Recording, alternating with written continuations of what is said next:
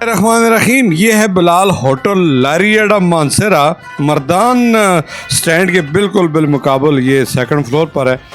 حفظان صحت کے عین مطابق یہاں پر تمام کھانے روزانہ کی بنیاد پر تیار کیے جاتے ہیں اور صاف ستھرے تازہ گھر سے باہر گھر جیسا ماحول اور انتہائی مناسب ریٹ۔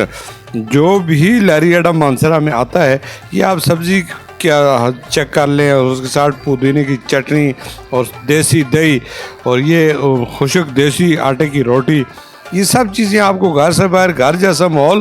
اور لوگ تو پیسے کمانے کی خاطر گندگی فروخت کرتے ہیں، پھر طرح طرح کی بیماریوں کا شکار ہوتے ہیں۔